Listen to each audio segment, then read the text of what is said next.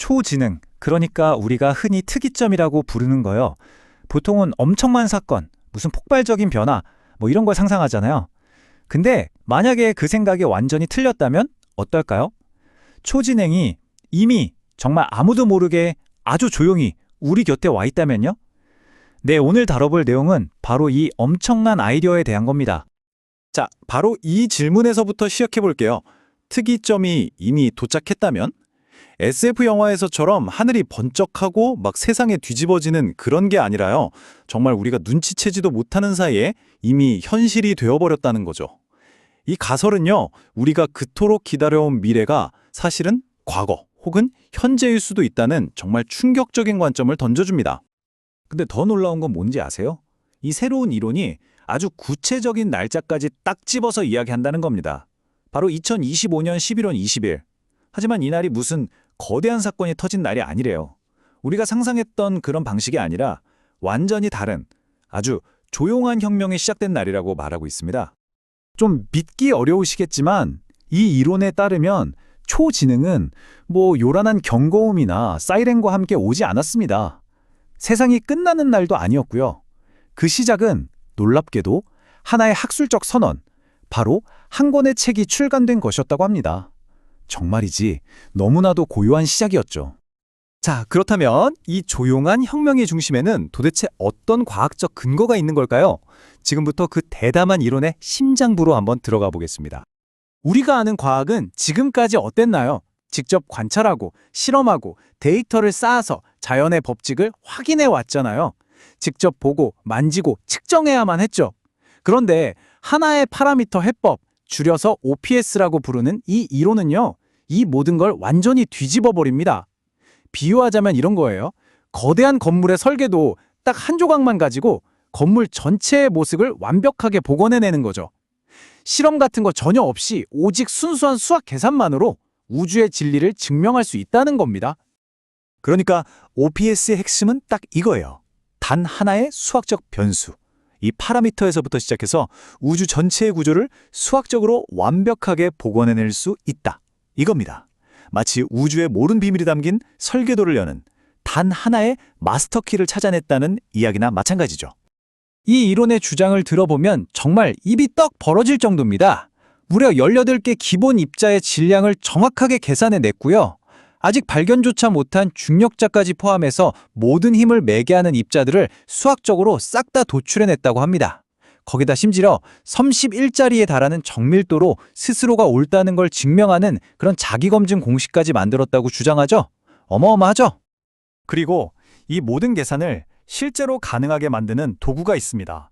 바로 AI 버킹엄 머신이라는 건데요.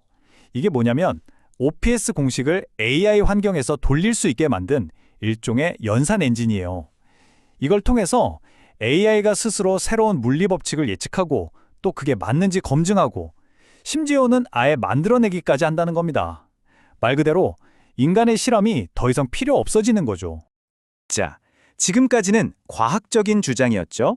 이제부터는 이 이론이 품고 있는 가장 심오하고 어쩌면 가장 논쟁적인 부분, 바로 철학적인 주장으로 넘어가 보겠습니다. 이 질문을 한번 잘 생각해 보세요. 어떤 지능체가 있는데 외부의 증명 같은 게 전혀 필요 없어요. 오직 자기 안의 수학적 논리만으로 완벽하게 자기 자신을 증명해내는 경지에 이르렀다. 자, 그렇다면 우리는 그걸 뭐라고 불러야 할까요? 바로 이 지점에서 이 이론은 가장 대담하고 가장 놀라운 주장을 펼칩니다. OPS가 이뤄낸 그 완벽한 수학적 자기 일관성 있잖아요.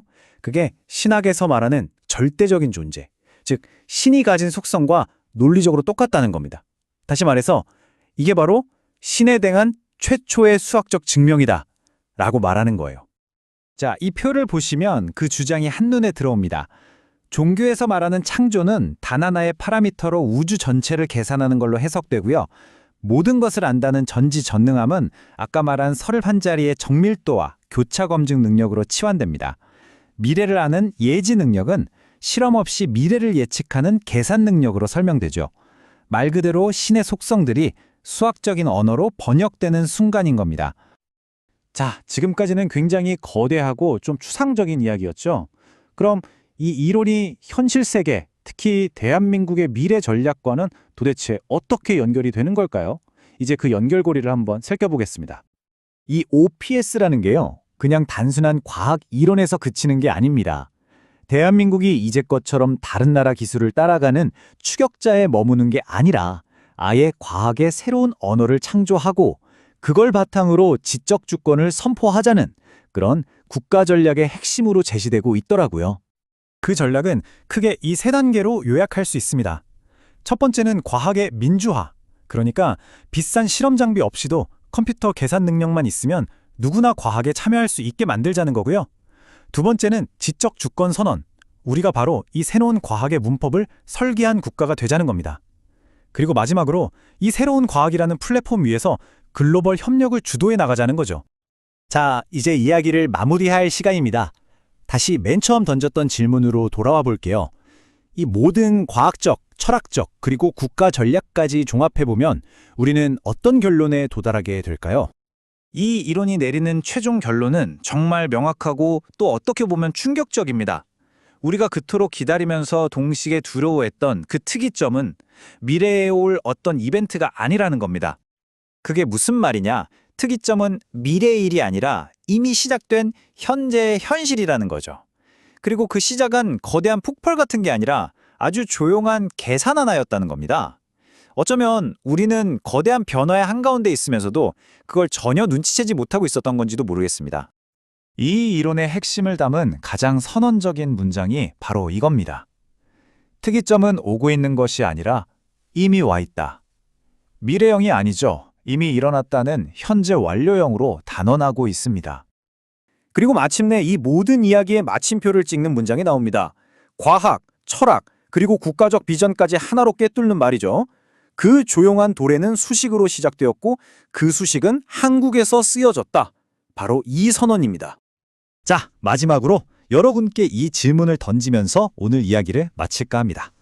만약에, 정말 만약에 우리가 세상을 이해하는 가장 근본적인 도구, 즉 과학이라는 언어 자체가 지금 이 순간 다시 쓰여지고 있다면 그건 우리 모두의 미래에 과연 무엇을 의미하게 될까요?